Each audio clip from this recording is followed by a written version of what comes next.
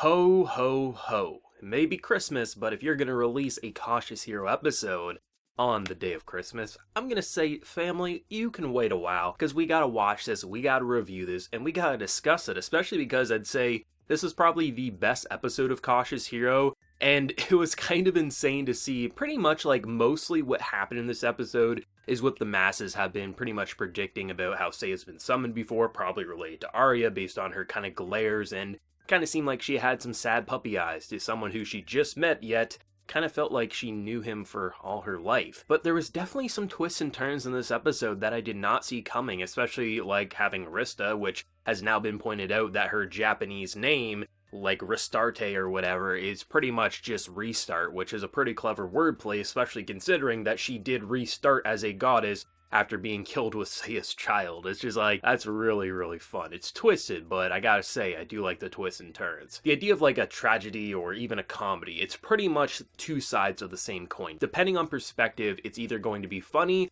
or it's going to be depressing. And I think the idea of looking at the Cautious Hero as a whole, it's pretty ingenious, I have to say, especially because, yeah, the idea of Seiya pretty much being a little more generic, a little more righteous white knight, always going to do the right thing, it kind of makes sense as he was originally like that, but, you know, after everything that happened, even if he doesn't remember what totally happened, it just kind of like those natural instincts of trying to push away everyone so the same thing doesn't happen again, it makes total sense. And the idea of people really are probably going to say like, oh, now we can't watch The Cautious Hero and say it's not funny anymore. No, you absolutely can. If you were to rewatch the episodes leading up to episode 11, it's still going to be funny. It's still going to be hilarious to have Seiya call these characters baggage carriers just because like that's all they're good for. It's still going to be funny to see how he pushes away Rista. It's going to be hilarious to see all the things, but of course, you also know, depending on perspective, you can also view it as a lot more serious and depressing, and that's actually the brilliance of a good comedy anime. Something that actually decides to evolve with time. A lot of times it takes until a season 2 or 3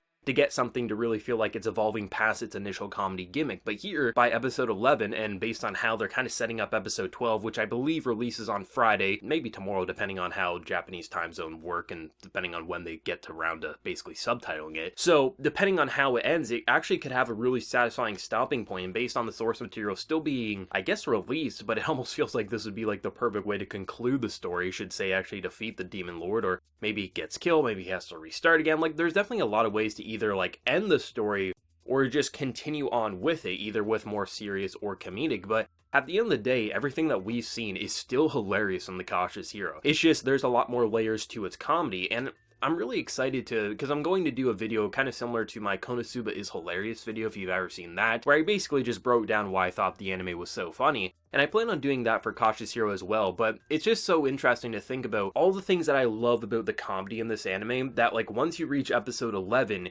you also see the extra layer to that comedy, which makes it a lot more serious. And it's just so amazing to have a comedy anime like this, where I know so many people are like, no, it's not a comedy anime, it's a, you know, it's a serious isekai, but it's like, yeah, it can be that once you get to a certain point, but you can't ignore that the first 10 episodes of what we had were leaving us rolling and just seeing just the absolute absurdity and blunt force that is Seiya the Cautious Hero. And I love that. I love how many twists and turns this anime did provide for, I think, a lot of us walking in being like, yeah, it might be a little funny now, but is it gonna stay funny? It's like, oh shit, it did stay funny, and now by episode 11, we're all saying, oh shit, it's actually gonna be serious as well. And that's why I think it's really important to think about this anime being two sides of the same coin. Depending on our perspective, depending on the characters looking in, or the viewers looking in, and depending on where we are in this story, it's going to appear a little differently to us. Either we're going to be laughing, rolling on the floor, or we're going to be wanting to shed a tear, making us feel a little bad about what's happening, because there's definitely some twisted things in the show,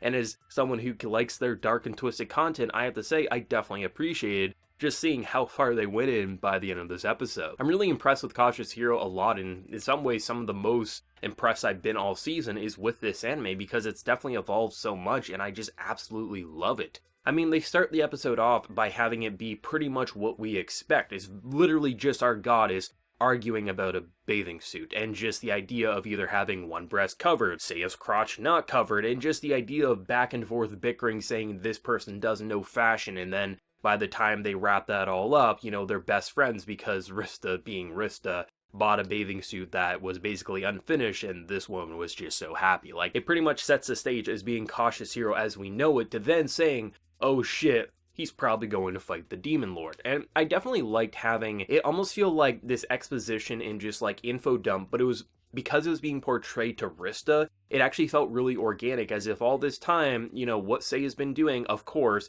it's him naturally pushing away. He didn't want these characters to travel with him because he didn't want to lose anyone again. Oh, the idea of basically, treating the goddess like shit is because he didn't want the goddess to get too close to him, because naturally he understands, even if he doesn't remember, that something bad would happen. And the idea of maxing your stats out and having no more ways to progress at such an early stage in this anime, so you do everything you can, even by getting into bed with Valkyrie, who teaches you the forbidden technique, which we already pretty much knew after last week, but still, it shows you that he's willing to die and separate himself because he knows that this isn't the first time he's been summoned. The idea of property, as soon as he saw that, even if he doesn't remember his previous life, he knew that he's been summoned before, and that meant he's failed before, so he had to be overly cautious. The whole reason I've loved this anime since day one is that because he basically was the isekai trope destroyer. He smacked down romance, he smacked down cliches. Every single moment this show could be generic, he literally removed himself from the equation. But I did like seeing how in his first life there, he was pretty much what people expect an isekai protagonist to be. The person who's I'm not gonna think about battles. No, I'm gonna go there, I'm gonna save people, we can't waste time, he gets the job done.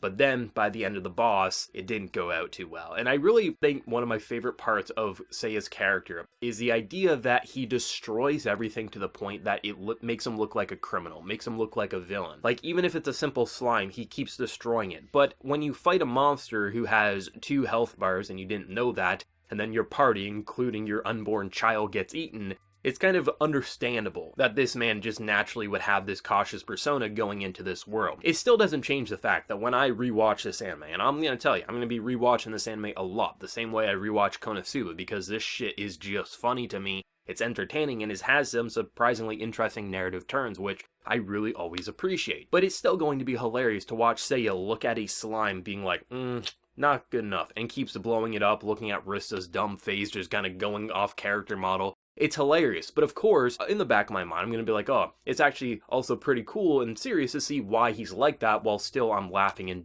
kind of wiping the tears away from my face. But of course, it naturally makes sense, and I'm glad that they pretty much covered all the bases of every little thing that he's done up to this point, be it cautious or just being an absolute asshole to people. When you take into consideration the glimpse of what we had in his previous life there, it totally makes sense why his natural instincts would cause him to lash out and basically separate himself and be overly cautious, because the last time he wasn't, everyone got killed. I love how it basically does that 2 sides of the same coin, where this anime has 2 different layers, and depending on which layer you're watching it from, if you rewatch the anime wanting to just look at it as a serious anime, you absolutely could, and it would probably be very enjoyable to do so. But for me, I'm definitely, when I rewatch it, I'm going to look at it as the anime is presenting it, as I'm like, man, this, for most of the anime, is just absolute some of the best comedy I've seen all year, past couple of years, really. And then when you reach this point here, you're like, oh man, it's actually really serious, it's got so many multi-layers to it. And that's how you know you have a good anime, something that actually kind of broke the trends and tropes that you typically see with isekai, introduces them, but then immediately says, yeah, they didn't last too long, so this is why he's the isekai trope destroyer.